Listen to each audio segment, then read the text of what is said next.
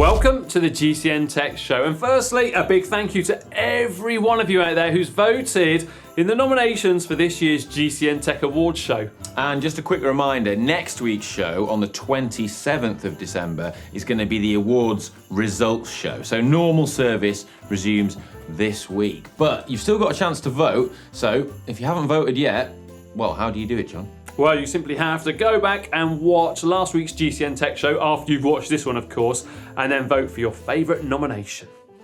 Let's get on with this week's show.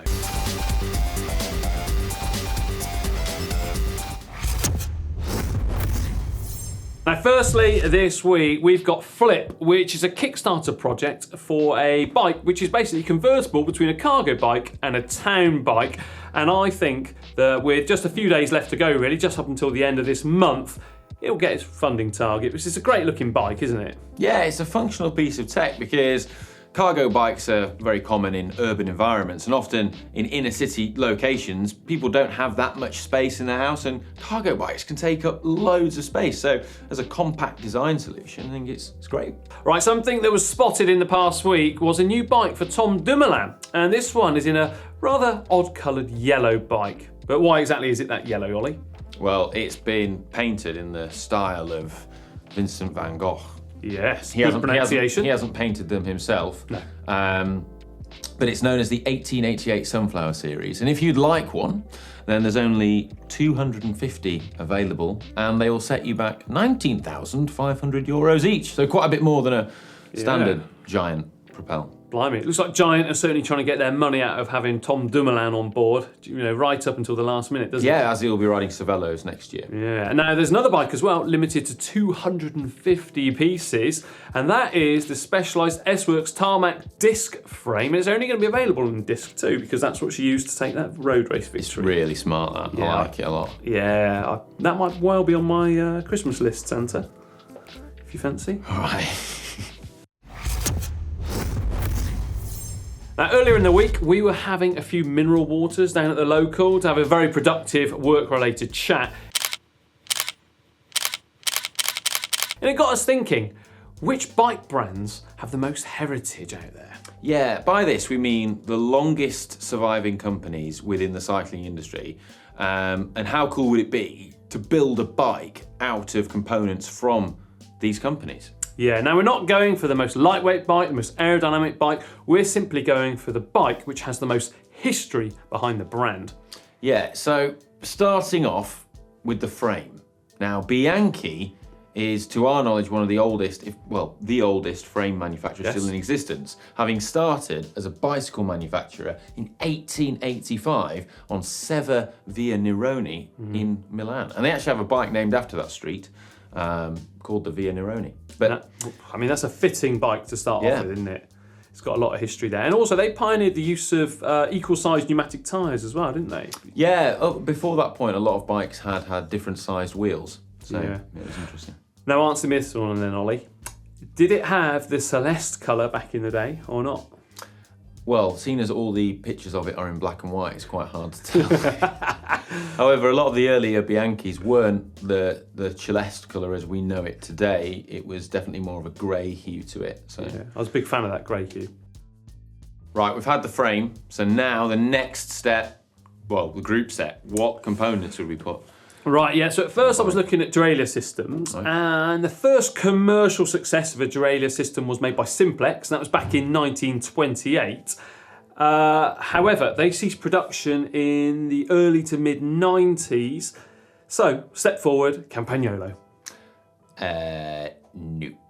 What? It's not. No, actually, Shimano got there first, arguably. So Shimano started in 1921 making freewheels. Oh, blimey. And Campagnolo started in 1933.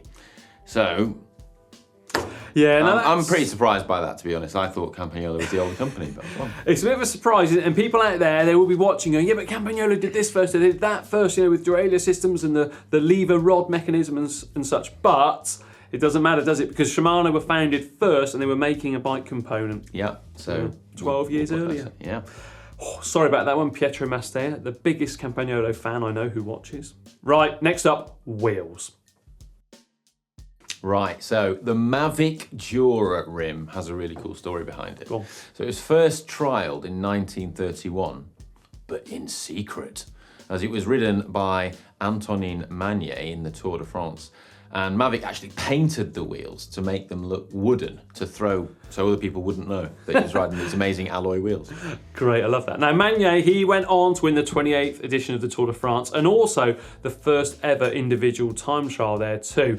And alloy wheels, they went on to dominate the world of road racing for the next 60 years. Now, we looked for other wheel brands that have been going longer than Mavic, and we couldn't find any. But if there is one, and we've got this wrong, then please let us know in the comments.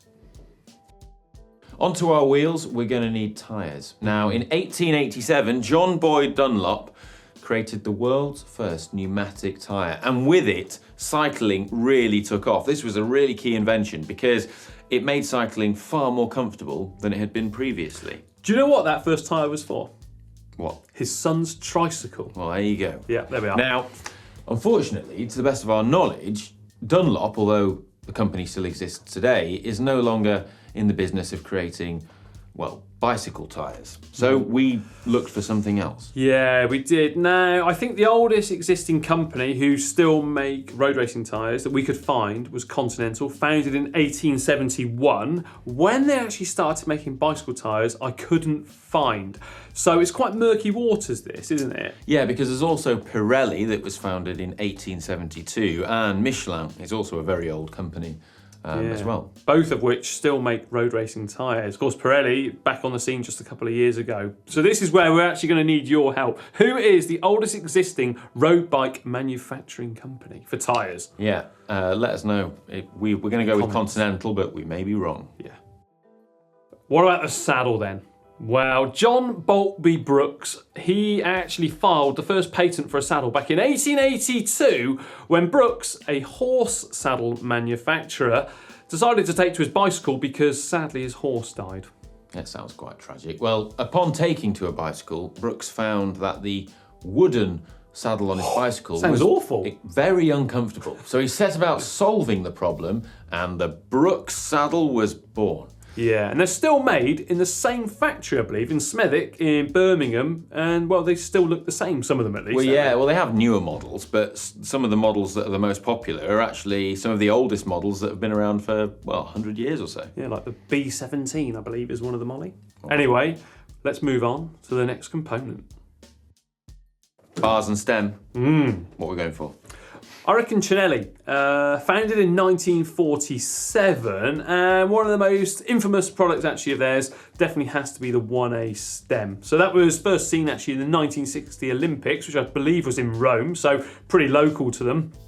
And a great feature about these bars and stems, bit of a history lesson here, was the fact that it didn't use the standard nut and bolt like we found on other stems around that time. Instead, it used an integrated nut, and therefore you had less chance of actually crushing the handlebars. There we are, little trip down memory lane. Interesting, but is this the bike with the most history and heritage that can be built? Who have we embarrassingly forgotten about? I mean, to be fair, we did have quite a few mineral waters, so there's a good chance we've made some mistakes. Yeah, let us know the brands that we've forgotten. This is kind of a test really for all of the bike nerds out there, isn't it? Yeah. So get involved in the comments section. Let us know those oldest brands that are still in existence and still making road racing products. All our fellow bike nerds. Yeah, exactly, yeah. Right, now SRAM are set to have another team using their components in the World Tour next year to join the existing teams of, well, of course, Boels Dolman, Canyon SRAM, and also the squad of Katusha Alpecin. So step forward, Trek Segafredo. Yeah, it's quite amazing to think that they only had, I still can't get my head around it, one team last year. Yeah, in the men's pro peloton. You hear so much actually about HRD and ETAP, don't you? So yeah, great news to hear that. Another bit of sponsorship news is that McLaren, the company known best for, well, its expertise in motorsport and aerodynamics, is going to be partnering with Bahrain Merida in a 50% share. Now, the areas the company is going to focus on within the team are, well, the technical side of things, as you'd probably expect, but also training. Yeah, it's great, isn't it? Well, basically, welcome McLaren back to the cycling world, because some of you out there will remember when they partnered with Specialized to, well, make super fancy Venge model bikes back in, the early 2010s, I guess we could call it, back 2011, 2012, something like that. Mark Cavendish famously rode one. That's right, yeah. Will we see a Merida McLaren? Either way, I mean, it's great to see Formula One technology coming into the bike world. New bikes for the new CCC World Tour team have been announced this week. The giant TCRs, and they're in black. Despite the team kit's livery being bright orange, the bikes are just kind of black. They look smart, and I quite like the way that the orange bottles contrast against the black bike. I think that looks cool. But do you think they should have been all orange? Well, it's a step away, isn't it, from the previous version of the CCC team, where they just did everything in bright orange, it seemed. But personally, new team, you can have a flashy entrance with a flashy bike. But really, the question on the end of my tongue, Ollie, is, will Greg Van Avermaet get some gold details on his bike? I think he will be. Thank you. The question, though, that I'm most wondering is, why have they just got TCRs and why haven't they shown any propels? Maybe they will get propels later on in the season, but at the moment they haven't unveiled any. And you think an aero bike is going to be perfect for someone like Van Avermaet. So there you go. It's now time for my favourite part of the show. What's your favourite part of the show? Screw riding upgrades, buy upgrades. Cha-ching. Where you submit before and after pictures, videos, whatever you like, of your bikes or equipment to show us how they've been upgraded. Yeah, that's right. But actually, first up, we need to announce the results from 2 weeks ago, don't we? Because last week, of course, we had the vote-off episode. So, let's have a quick recap, shall we? It was Stelio's Peugeot up against Miguel's Turbo. And the winner, 67% of the votes. It was Miguel and that turbo. Remember that drop bar conversion? That. Yeah, lovely looking Miguel's like that. And your turbo, Capron. Capron coming your way. In the post, man. Yeah, just get in touch with us, Miguel, on Facebook, and we'll arrange for that to be sent out to you. But then let's crack on with this week's entrance. First up is Alfredo from Peugeot, who bought this... He's from Peugeot. He's from Portugal. But, he bought a Peugeot, right? A 1971 Peugeot for €100 last year to use for his daily 3 kilometres commute. It was in a bad shape, with a rusty frame set, with a bent down tube, which Alfredo didn't notice when he bought it. But with a lot of love and some elbow grease, Alberto stripped all the paint, straightened out the frame, cut all the mounting bosses off, and got some new Peugeot decals for a more racy look. Now, he painted it himself and admits it would have been a better job if it had been done by a professional, but Alfredo wanted to do all the work by himself. He then put on new seat post, saddle, bar tape tyres, tubes and cables. All the components were taken apart, cleaned, polished, re-greased, fettled and put back together. And look at it. That red wreck into the blue beauty. Oh, that is spectacular. I like that. It's really smart looking. Although it does have the shortest quill stem I've ever seen. Other than on your own bike. Yeah. And, not really. New saddle as well, and his saddle position's higher as well. It's got a bit more drop going on. But nice commute to that, isn't it? I love the geometry of those old bikes. It looks so classic. Yeah, I do like Portugal as well. Very nice place. Does right look then, good there. Who is Alfredo up against then, mate? Alfredo is up against Magnus from Oslo. Oh, I do like Norway. In fact, my favourite band, are from Oslo. Are they? Yeah, Morten Harket and co. It's top of my list to go to Oslo. Right, okay. Now, he fitted a new chain and some new wires. He also replaced the Shimano X-Age motion shifters with some Shimano 105 shifters. The X-Age motion brake calipers got switched for Dura Ace 7400. Big upgrade. Yeah, and he put a new BB on it as well. But then, that wasn't it. He didn't stop there. No. He also stripped the frame down completely, removed all the old paint, sanded it, smoothed it, repainted it. And Magnus liked the red colour on the original bike, but he wanted to give it some extra flair, so he added a sunset gradient. Oh, tequila sunrise. And then added bonus points, right? He put Reynolds, he got some replacement decals. Or decals, depends where you're from. from Reynolds for extra authenticity. But that is bang tidy, isn't it? Bang tidy. Yeah, well, yeah, it is. Do you know what? This is a real battle, isn't it? Because both bikes have had a transformation. Yeah. And, you know, it's like similar, they've not spent a load of money. Oh, I don't know. Who gets your vote? It's a close one, that, for me. Do you know what, though? Although Norway is top of my list, the Peugeot, the geometry of it just looks is doing it. You like that, don't you? Yeah, but it's not about us, is it? It's about the viewers. So votes up there, top right-hand corner. Who's it going to be, Alfredo or Magnus? I do want to go to Oslo. Anyway, that's not this part. Next week, we will reveal the results. Hopefully live from Oslo. Last week, we launched our poll for Bike of the Week of the Year. And so this week, we're going to recap on our poll from a fortnight ago for Bike of the Week, which was between Theo Reinhardt and Elia Viviani. And the winner, do you know what the winner is? Go on. Viviani, 73%. Oh, I'm not surprised. Beautiful looking bike, that, isn't it? Yeah, a bit of a landslide. Stunner. Right then, this week, I reckon we should put those two bikes we mentioned at the head of the show. A battle of the lowland, a battle of the Dutch. Van der Breggen Specialized up against Dumoulin's, well, Van Gogh-esque giant. Right. Big old battle, that, isn't it? Both very strictly limited editions. I like the Spec. I do as well, actually. But anyway, it's not about us, is it? No. Where do they have to vote? Yeah. Just over there, just over the bobble. And we will reveal the results very soon. Now time for the Bike Vault, where you submit pictures of your bikes for a chance of them being entered into the Bike Vault. Oh yes, we love this, don't we? We do. Now, your bikes either get judged nice or super nice. And if they're super nice, what happens, John? They get to ring the bell, but where is the bell? Where is the... I don't know. Oh, here it comes, the bell, the bell! And now what do we do? I ring the bell! Yes! Come on then. Right. First up, an absolute beauty coming in from Bacolod City in the Philippines. It's Kester's Cannondale R600. Wow. Have your ears recovered yet, Ollie? Yeah, I think so. Good man. Right. I love that bike. That is the Mario Cipollini Seiko livery Cannondale. Beautiful. Spinnergy wheels, just like Chippo. Great for killing small animals. Rabbits. As you ride, decapitating. It's a beauty, isn't it? Small creatures, great and small. Absolute beauty. I like it. I mean, there's only one. There's only one way, isn't it? Right. No, wait! Wait! There's a dork disc on the back wheel. No. Oh no. Kester, you were nearly there. Are you all right? Mouth to mouth? No. Put the next one on. Okay, right. Nice bite that, Kester. Okay, next up is Burkhardt, and this is in Mallorca. Passoni Top Force. And, well, a useful contraption for transporting his worldly belongings. Well, I think that's actually a bike case, isn't it?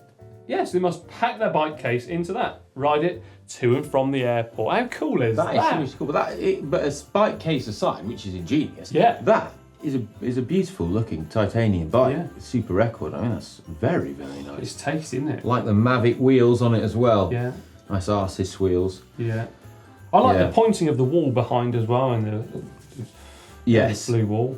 Blue sky even, not blue wall. Those tiles need a bit of regrouting. They do, yeah. Fair. Invite me over, Burkhardt. I'll be more than happy to do your grouting. Right, what we're going to give it then? I mean, sorry, Matt. For me, it's getting super nice. Nice. Right. There we are. Quick old ring of the bell that time. Right, next up is Paul from... Whoa, hang on a minute. We can't break a tradition, can we? Where's Paul from? Barkhamsted, Connecticut. I think that's how it's pronounced. I might be wrong. Yeah, doesn't matter really. Anyway, this is Paul's Speedwagon Rugged Road. What do you think about that then? I'm not. It's not doing it for me. It's a nice bike. It's just a bit. It's a bit cartoony, isn't it? It's a bit weird, isn't it?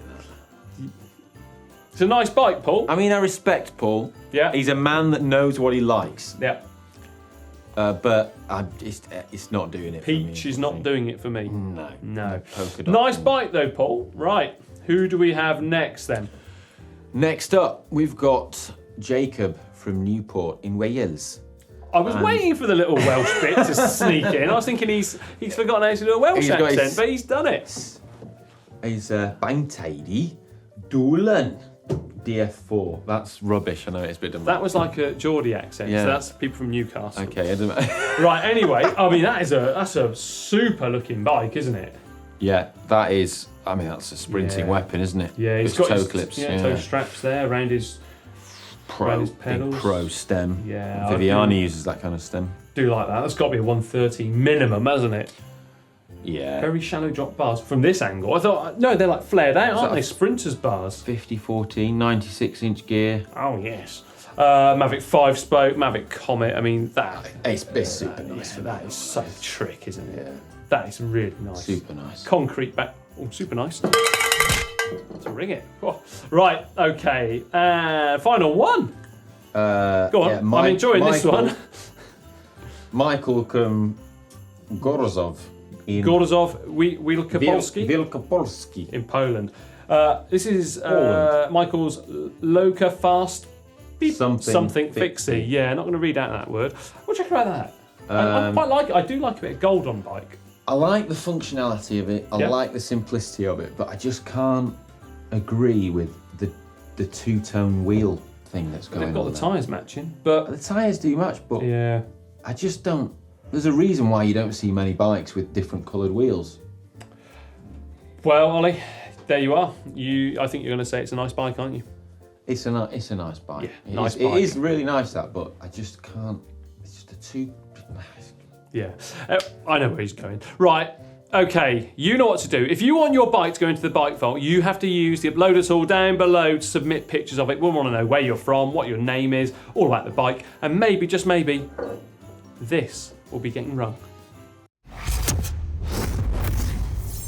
It's nearly time for the end of the show, but remember to tune in next week for the results show for our Tech of the Year awards. And if you haven't voted yet, then you can click down here for a link to last week's video that has all the polls in so that you can vote. Yeah, too right. And also, Ollie, that is a very nice hat, mate. Where'd you get it from? I can't remember. Where'd you get yours from? GCN shop at shop.globalcyclingnetwork.com, where we have a whole heap of goodies for you to check out. And now, well, if you want to check out another video, click down here and we'll click over there as well on him.